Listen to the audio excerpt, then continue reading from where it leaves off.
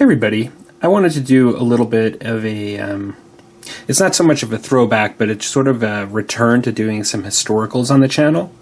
And so I wanted to talk a little bit about the Fife and Drum, Minden Miniatures, and Crantera Miniatures line and the remaining figures that I have to paint to add to my French Indian War collection.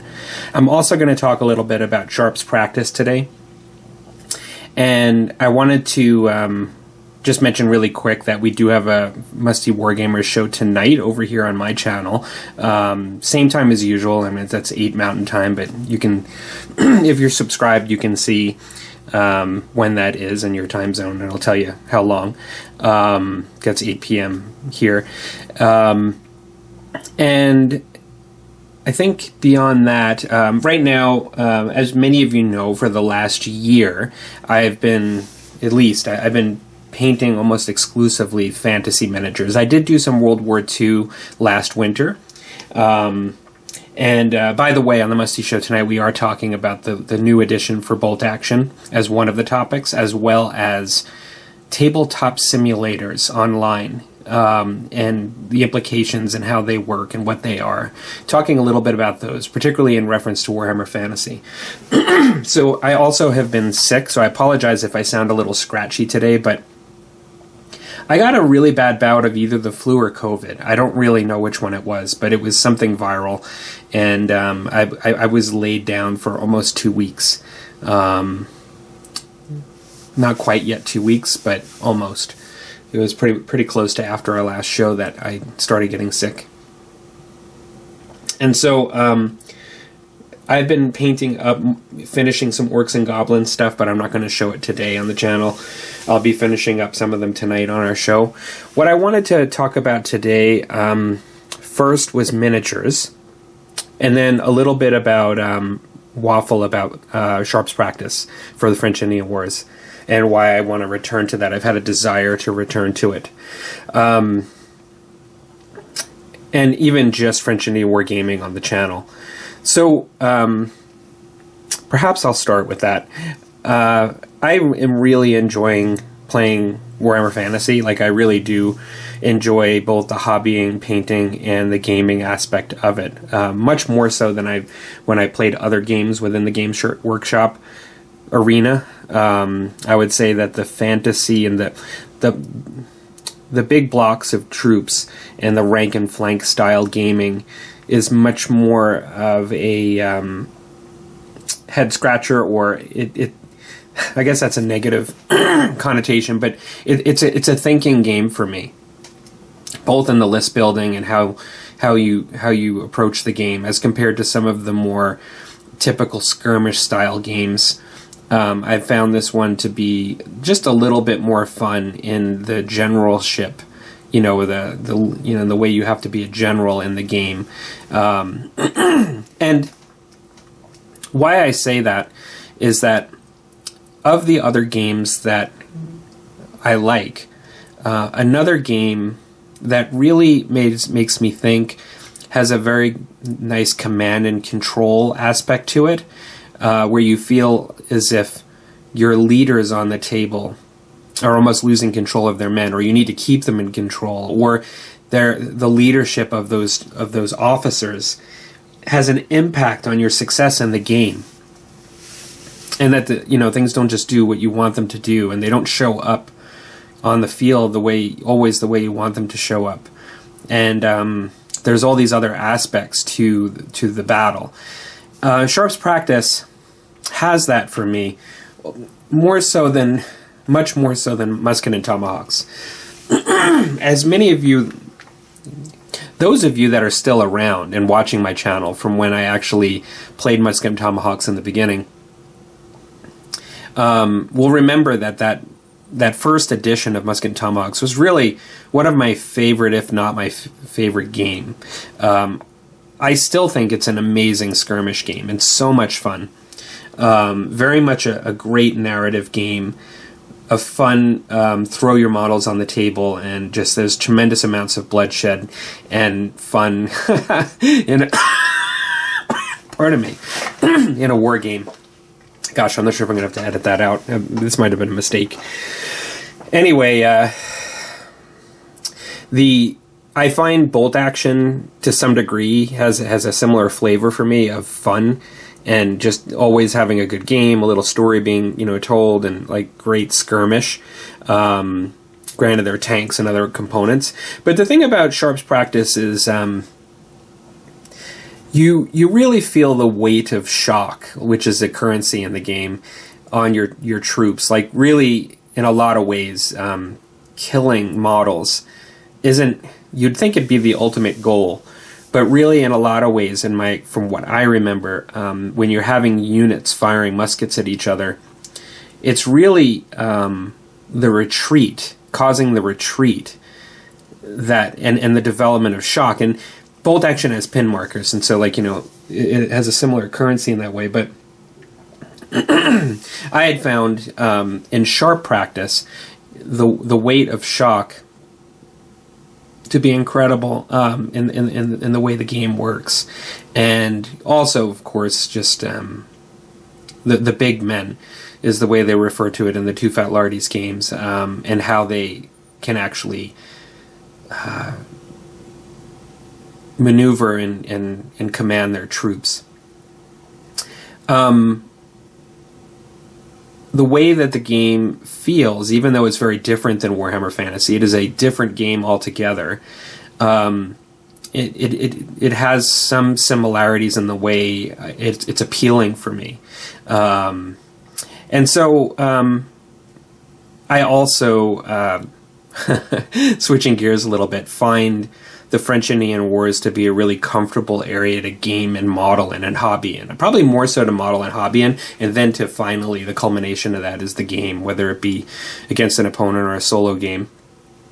It's sort of my favorite period, and there are times when I think back to hobbying and gaming in this area, and it brings back good memories of wargaming for me and hobbying, and just times of my life. Like, I just really recall fondly all of my time in this period. And I see other people that have their own versions of this.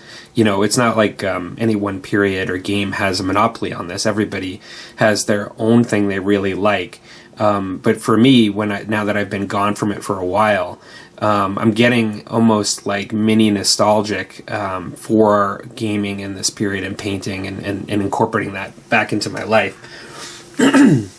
And part of that is I've just been focused on other things so much for so long.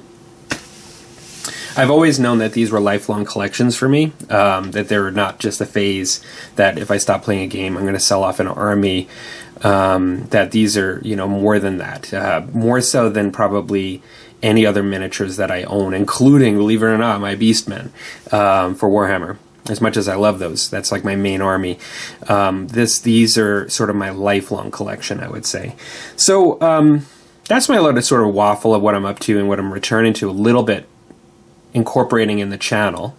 I may end up actually doing stretches of French Indian War. I may end up rotating between fictional and non-fictional miniatures. But today, I had a couple of surprises because I had some things that I knew I had purchased, but it had been so long since I'd thought about painting that I forgot that I even had. And I'll get to those in a little bit later, but I wanted to quickly just show, just for fun, some of the miniatures that I still have to paint.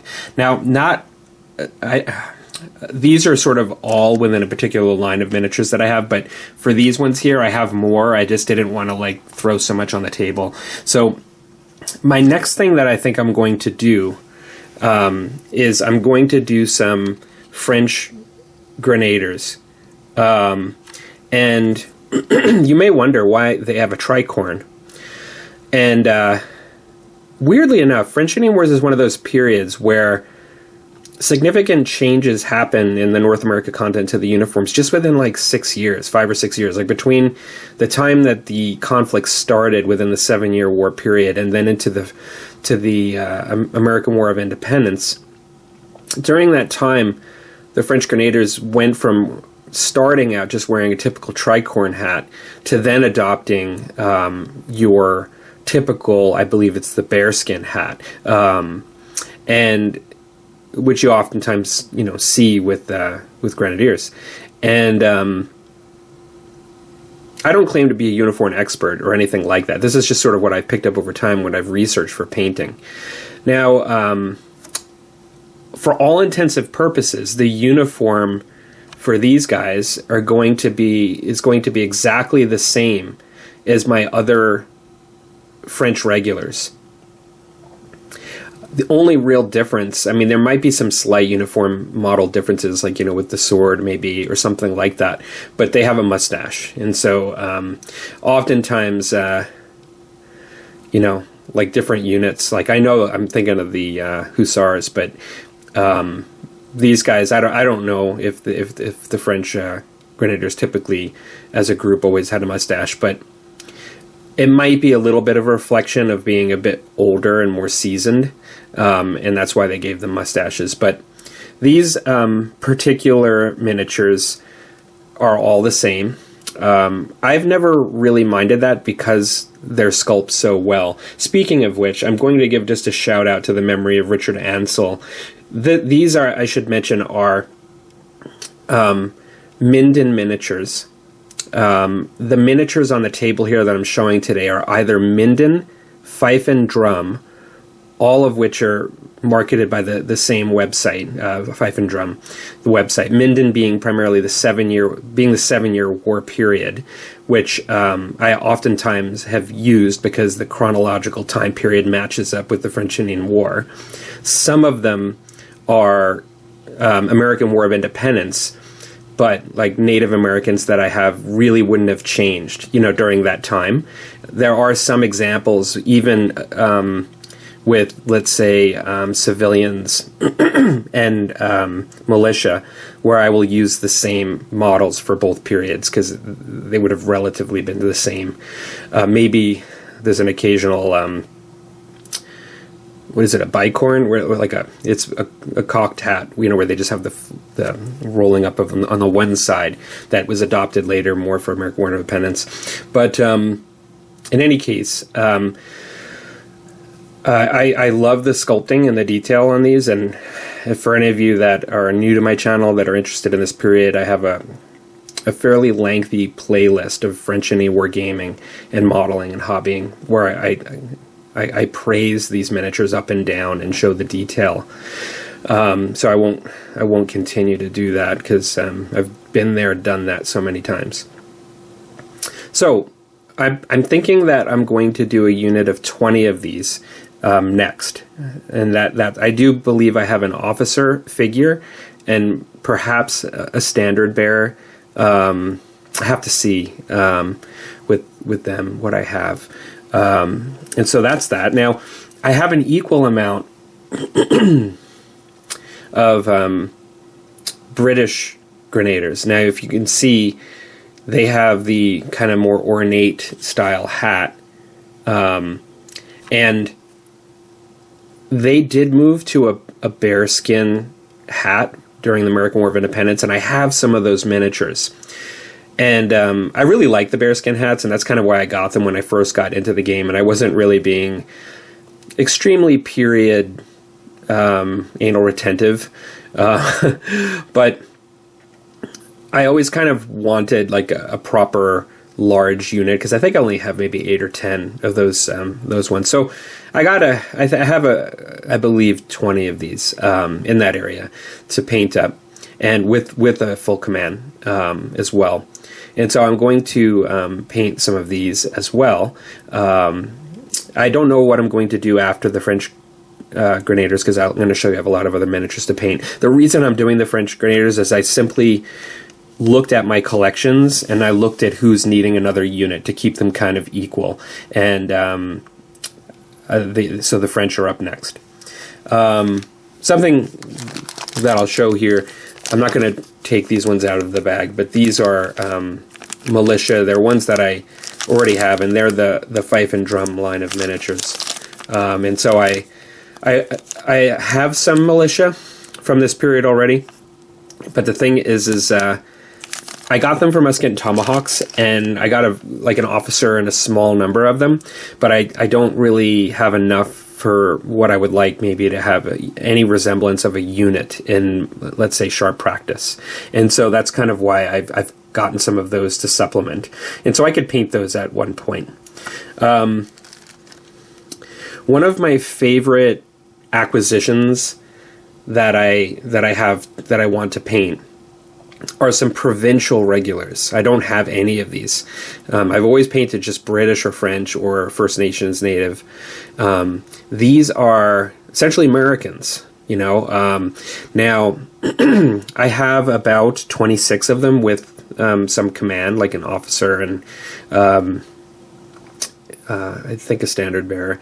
Actually, I'm not sure that I have a standard bearer for them. But in any case, I am really looking forward to painting these up. Now, with these, I do have a couple. So these are Crantera miniatures, also still sculpted, I believe, by Richard Ansell. Yeah, here his sword's a little bent up, but I have like, you know, an officer there, and it looks like an NCO. It looks like he's smiling, which is pretty cool. And I do have a mixture of marching and advancing with this group, which is kind of neat. And so I'm wondering how I will paint these up. I've, over the years, thought about different provinces, essentially, you know, the states now, we'd call them, that I could do, you know. Because of the battles, I've often tried to simulate, we're in upper New York, or New York. I've stuck with units that I felt were typically up there. I also, there is some lacking of information on what some of the uniforms did have. Sometimes they had a lot less of a uniform than what some states provided, and so it wasn't always as fancy. But I'm thinking that I may go with New Jersey, because from what I remember, they were a fairly historically documented and established units, and so it might be easier for me to do. But I'm looking forward to painting some different kinds of uniforms. I think it'll be really cool. So I'm excited about that. Some of you may remember that I had painted some fife and drum Mohawk Iroquois, and what I'd had at the same time, I always had these as well. These are Hurons that were produced at relatively same time by Crantera, and so I have these to paint up, and I love painting like the First Nations. I just love painting these miniatures, and I just think they're so cool. And I'm looking forward to adding these to the French forces as allies. So I have a fair number of those. The one thing that I really did forget that I had, and I knew it, I mean, like once I remembered, but I have a really large unit of Highlanders. And so I have two kind of groups of command figures, one a typical command and one a firing line. And so I have all these really awesome characterful command figures that go with these, and I believe it's a fairly large unit by my standards. Like, I think well, no, not by my standards, because I my British, I think I painted 40 to 50, but I think I may have about 30. And so this is a unit that will be a really nice project once I get to it. And hopefully I don't forget about it again and then have to re-remember it in 2 to 3 years. I have some odds and ends. I have a really nice miniature. I think I may have received it from Crantera of, I believe his name is Magua, the Last of the Mohicans character, that I probably will paint up with those Huron. Although it's funny because that character initially was with the Iroquois and raised by them, but you know, kind of went back to his, because he was stolen as a kid, kidnapped, you know, in the battles and in the wars between the different tribes, and he was raised in the Iroquois, but he never forgot being a Huron, and he went back to them. I have that miniature to paint. I suppose I could use them on either side depending on how you're looking at it, but I probably would use them with the Huron and the French. So I have some other odds and ends. I have some I got some French officers that are all fairly similar sculpts that I can use with units to paint, and I've painted that model already, but have more. I think I've shown these in the past, but these are, I have two British officers that, one with a sword that he's like almost riding, and he's got it like he's going to slice somebody. This one here actually has an arm that I have to put on, like it comes separate. It's another British officer. And then I got, I'd gotten a free miniature. It's this one here that I've already painted. That's a British officer. This one came for free from Fife and Drum when I placed an order. So I have some British officers on horseback to paint, to add. I have some French officers too. I may need to get another French officer on horseback to add to get some semblance of equality there. Like I'm looking here, and I have 3 actually, so it's not too bad actually for sharp practice. I have 3 on horseback, and I have some others. Some are specific to artillery, and I have some other ones. At least two or three other officers. So I'm not really short, but it's always nice, in particular with sharp practice. It's always nice to have a lot of officers and variety.